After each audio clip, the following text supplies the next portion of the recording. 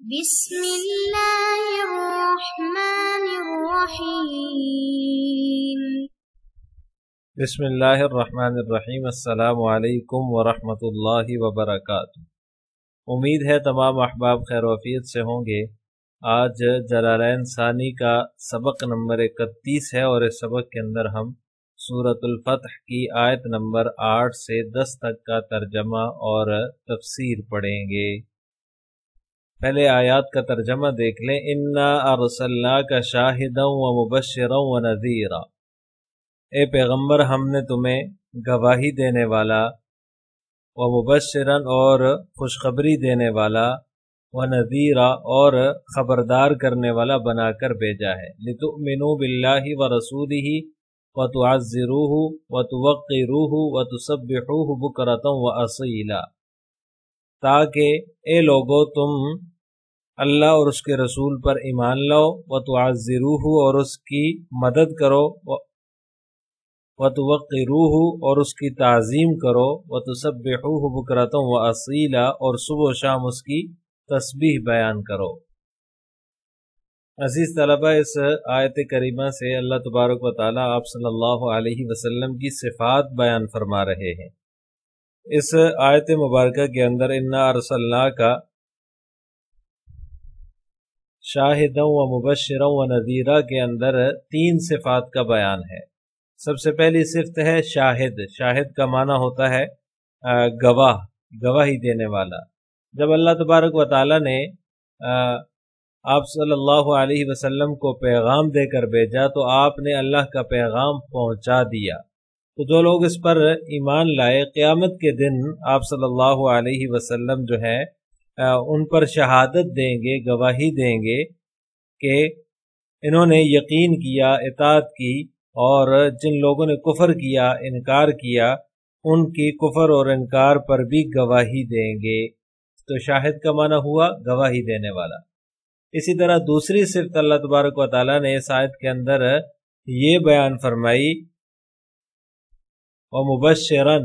بشارت دینے والا۔ تو اس کا مطلب یہ ہے کہ جو لوگ اللہ پر ایمان لائے اور آپ صلی اللہ علیہ وسلم کے فرما بردار ہوئے، انہوں نے آپ صلی اللہ علیہ وسلم کی اطاعت کی، تو آپ ان کو جنت کی بشارت دینے والے ہیں۔ تو یہ دوسری صفت کا بیان ہے۔ تیسری صفت ہے نذیرہ، کافروں اور فاجروں کو جہنم کے عذاب سے ڈرانے والے ہیں۔ نذیر کا معنی ہوتا ہے ڈرانے والا۔ پھر آگے فرمایا لِتُؤْمِنُوا بِاللَّهِ وَرَسُولِهِ وَتُعَزِّرُوهُ وَتُوَقِّرُوهُ وَتُسَبِّحُوهُ بُكْرَةً وَأَصِيلًا۔ یہ سب اس لیے ہے تاکہ لوگ اللہ تعالیٰ اور اس کے رسول صلی اللہ علیہ وسلم پر ایمان لائیں اور اللہ کے دین کی مدد کریں اور اس کی بزرگی اور پاکیزگی کو تسلیم کریں، صبح و شام اللہ کی تسبیح بیان فرمائیں۔ تو یہ تسبیح بیان کرنا، اس سے بعض مفسرین نے یہاں نماز مراد لی ہے، یعنی تسبیح سے نماز پڑھنا بھی مراد ہو سکتا ہے۔ یہ اللہ تعالیٰ کی ذات کا شکر ہے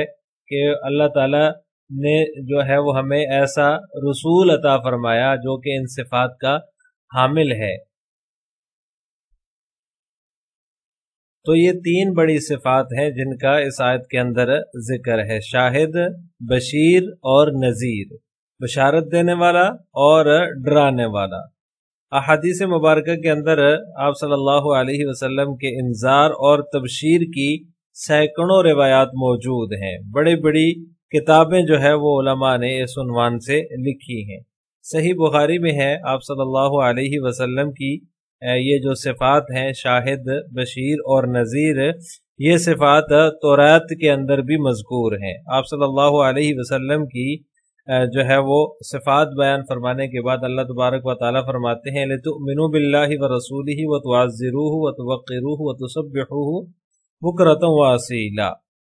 کہ ہم نے ان کو رسول اس لیے بنا کر بھیجا کہ تم اللہ پر اور اس کے رسول پر ایمان لاؤ، اللہ کے دین کی مدد کرو، اللہ کی دین کی تعظیم کرو اور صبح و شام اس کی تسبیح بیان کرو۔ اب تفسیر جلالین ملاحظہ ہو، اِنَّا أَرْسَلْنَاكَ شَاهِدًا عَلَىٰ أُمَّتِكَ فِي الْقِيَامَةِ، یہ اس کی تفسیر جو ہے وہ مصنف بیان فرما رہے ہیں کہ آپ صلی اللہ علیہ وسلم کو شاہد بنا کر بھیجا، یعنی کہ اپنی امت پر قیامت کے دن شاہد ہوں گے، گواہی دیں گے۔ اس کی یہ تفسیر مصنف نے بیان فرمائی۔ اور اسی طرح احادیث میں آتا ہے کہ آپ صلی اللہ علیہ وسلم انبیاء سابقین پر بھی گواہ ہوں گے، ان کی گواہی بھی آپ صلی اللہ علیہ وسلم قیامت کے دن دیں گے۔ اور مبشرا لہم فی الدنیا بالجنت، بشارت دینے والا بنا کر بھیجا، یعنی کہ لہم فی الدنیا بالجنتی، ان کو خوشخبری دینے والا، مومنین کو دنیا کے اندر جنت کی خوشخبری دینے والا، بشارت دینے والا بنا کر بھیجا۔ تو مبشرن کی یہ تفسیر بیان فرما دی۔ وَنَذِيرًا مُنذِرًا مُخَوِّفًا فِيهَا مِنْ عَمَلِ سُوءٍ بِالنَّارِ، نذیرہ کی تفسیر بیان فرما رہے ہیں کہ برے اعمال کی وجہ سے آگ سے دنیا میں ڈرانے والا بنا کر بھیجا۔ لِتُؤْمِنُوا بِاللَّهِ وَرَسُولِهِ بِالْيَاءِ وَالتَّاءِ فِيهِ وَفِي الثَّلَاثَةِ بَعْدَهُ، یہاں سے مصنف رحمہ اللہ تعالی کا مقصد جو ہے، وہ غرض جو ہے، وہ دوسری قرات کا بیان ہے کہ لِتُؤْمِنُوا بِاللَّهِ وَرَسُولِهِ، اس کے اندر ایک تو تا والی قرات ہے لِتُؤْمِنُوا، اور اسی طرح ایک یا والی قرات بھی ہے جو کہ ابو عامر اور ابن کثیر کے نزدیک ہے کہ لِيُؤْمِنُوا بِاللَّهِ وَرَسُولِهِ، یعنی اس کے اندر دو قراتیں ہیں، تو اختلاف قرات کا بیان کرنا مقصود ہے کہ تا کے ساتھ بھی ہے اور یا کے ساتھ بھی ہے، لِتُؤْمِنُوا کے اندر بھی، وَفِي الثَّلَاثَةِ بَعْدَهُ، اور اس کے بعد جو تینوں افعال آ رہے ہیں ان کے اندر بھی ایسا ہی ہے، وَتُعَزِّرُوهُ وَتُوَقِّرُوهُ وَتُسَبِّحُوهُ، یعنی ان کے اندر بھی دونوں طرح کی قرات ہے، یعنی تا کے ساتھ بھی ہے اور یا کے ساتھ بھی ہے۔ وَتُعَزِّرُوهُ يُنَصِّرُوهُ، تُعَزِّرُوهُ کا معنی بیان فرما دیا کہ تاکہ اس کی مدد کرو۔ وَقُرِئَ بِزَائِنِ مَعَ الْفَوْقَانِيَّةِ، اس عبارت سے مصنف رحمہ اللہ تعالیٰ کی غرض یہ ہے کہ وَتُعَزِّرُوهُ جو ہے یہ تائے فوقانیہ کی صورت میں دو زاؤں کے ساتھ بھی پڑھا گیا ہے، یعنی ایک قرات شاذہ کا بیان فرما رہے ہیں۔ وَتُعَزِّرُوهُ کی جگہ وَتُعَزِّزُوهُ بھی ہے ایک قرات شاذہ اس کے اندر۔ وَتُوَقِّرُوهُ تُعَزِّمُوهُ، تُوَقِّرُوهُ کا معنی بیان فرما دیے کہ تم اس کی تعظیم کرو۔ وَضَمِيرُهُمَا لِلَّهِ وَرَسُولِهِ، یعنی اس کی وَتُعَزِّرُوهُ وَتُوَقِّرُوهُ کے اندر جو ضمیر ہے، ان دونوں کی ضمیر جو ہے وہ اللہ تعالیٰ کی طرف بھی راجع ہو سکتی ہے اور اللہ کے رسول صلی اللہ علیہ وسلم کی طرف بھی راجع ہو سکتی ہے۔ وَتُسَبِّحُوهُ ای اللہ بکرۃ وَاصیلًا بِالْغَدَاةِ وَالْعَشِيِّ، وَتُسَبِّحُوهُ ہو ضمیر کا مرجع بیان کر دیا کہ تم اس کی تسبیح بیان کرو، کس کی؟ یعنی اللہ کی، کہ اس کا مطلب یہ ہے کہ اس ہو ضمیر کا مرجع صرف اللہ تعالیٰ کی ذات ہے۔ بکرۃ واصیلہ، صبح اور شام، بالغداۃ والعشی، بکرۃ واصیلہ کی تفسیر جو ہے وہ غدات اور عشی سے کی ہے کہ صبح کے وقت میں بھی اور شام کے وقت میں بھی اللہ کی تسبیح بیان کرو۔ اس سے اگلی آیت کا ترجمہ دیکھ لیں، ان الذین یبایعونک انما یبایعون اللہ ید اللہ فوق ایدیہم فمن نکث فإنما ينکث على نفسه ومن اوفى بما عاهد عليه الله فسيؤتيه اجرا عظیما۔ اس آیت کا ترجمہ یہ ہے کہ اللہ تبارک و تعالیٰ فرماتے ہیں ان الذین یبایعونک، اے پیغمبر جو لوگ آپ سے بیعت کر رہے ہیں، انما یبایعون اللہ، در حقیقت وہ اللہ سے بیعت کر رہے ہیں۔ ید اللہ فوق ایدیہم، اللہ کا ہاتھ ان کے ہاتھوں پر ہے۔ فمن نکث فانما ينکث علی نفسہ، اس کے بعد جو کوئی عہد توڑے گا، فانما ينکث علی نفسہ، تو اس کے عہد کو توڑنے کا وبال اسی پر ہوگا۔ ومن اوفى بما عاهد علیہ اللہ فسيؤتيه اجرا عظیما،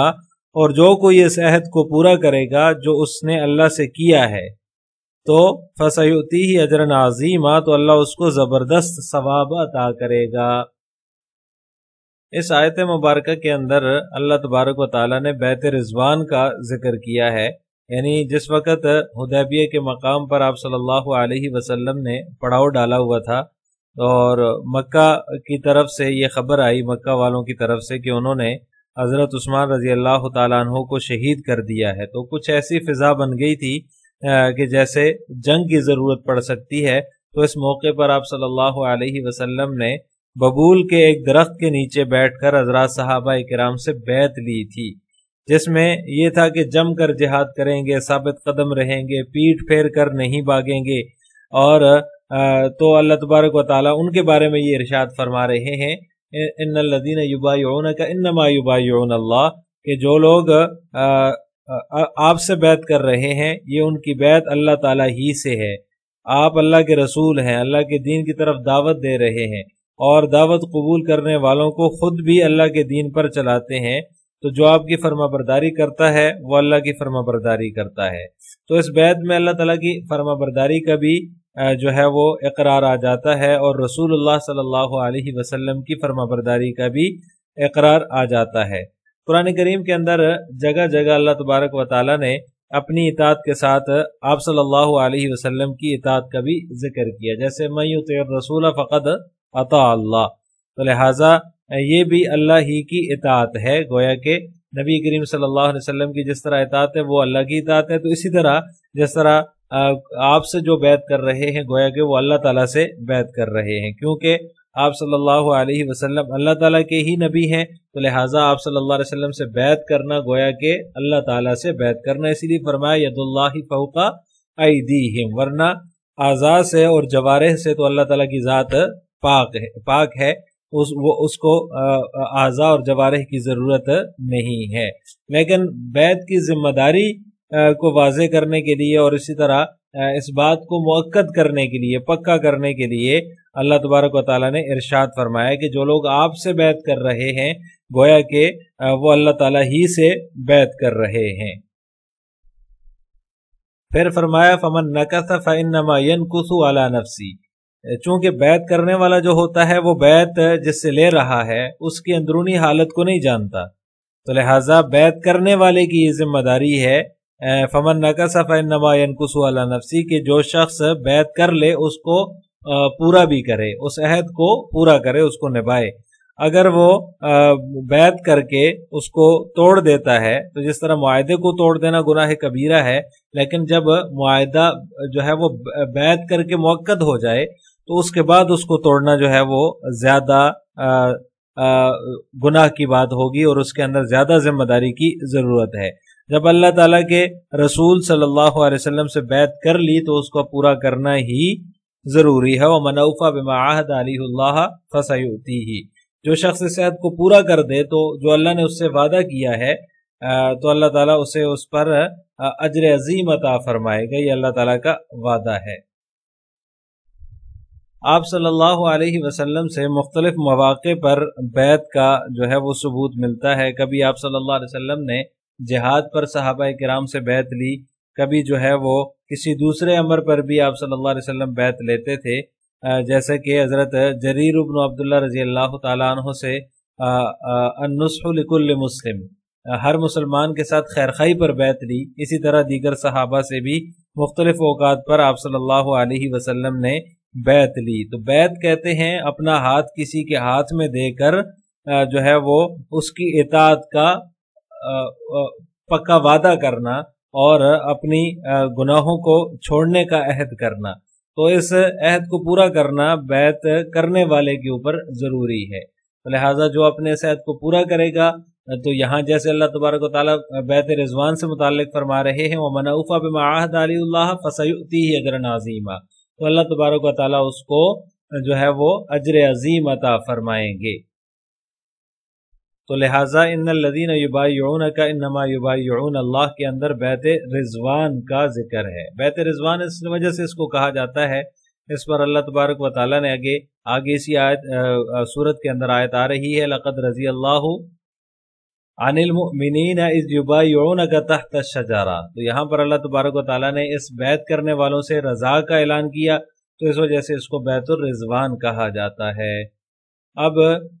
تفسیر جلالین ملاحظہ ہو ان الذین یبایعونک بیعۃ الرضوان بالحدیبیہ، بے شک جو لوگ آپ سے بیعت کر رہے ہیں، کون سی بیعت؟ بیعۃ الرضوان بالحدیبیہ، حدیبیہ کے مقام پر بیعت رضوان کر رہے ہیں۔ یہ یبایعون کی تفسیر بیان فرما دی کہ اس سے بیعت رضوان مراد ہے۔ انما یبایعون اللہ، بے شک وہ اللہ تعالیٰ ہی سے بیعت کر رہے ہیں۔ ہوا نحو من یطع الرسول فقد اطاع اللہ، مصنف رحمہ اللہ تعالیٰ کی غرض اس کی تفسیر بیان فرمانا ہے کہ اللہ تعالیٰ سے بیعت کا مطلب اطاعت ہے، جس طرح کہ رسول کی اطاعت سے مراد اللہ تعالیٰ کی اطاعت ہے، تو اسی طرح اللہ تعالیٰ سے بیعت کا مطلب بھی اللہ تعالیٰ کی جو ہے وہ یعنی اللہ تعالیٰ سے بیعت کا مطلب بھی یہی ہے، جس طرح رسول اللہ کی اطاعت اللہ کی اطاعت ہے تو رسول اللہ سے بیعت بھی اللہ کی بیعت ہے۔ گویا کہ اللہ تعالیٰ سے وہ عہد کر رہے ہیں، اللہ تعالیٰ کی بیعت کا جو ہے وہ اس کو موقت کیا جا رہا ہے، اور اس کو پکا کرنے کے لیے اللہ تبارک و تعالیٰ نے آگے فرمایا ید اللہ فوق ایدیہم، کہ اللہ تعالیٰ کا ہاتھ ان کے ہاتھوں پر ہے۔ التی بایعوا بها النبی صلی اللہ علیہ وسلم، یہ اس کی تفسیر بیان فرما رہے ہیں کہ اللہ تعالیٰ کا ہاتھ ان کے ہاتھوں پر ہے، یعنی وہ ہاتھ جس پر مومنین نے آپ صلی اللہ علیہ وسلم سے بیعت کی، ای ہوا تعالی مطلع علی مبایعتہم فیجازیہم علیہا، یعنی کہ اللہ تعالیٰ ان کی بیعت کی اس کاروائی سے باخبر ہے، فیجازیہم علیہا، تو وہ ان کو اس پر جزا دے گا۔ فمن نقص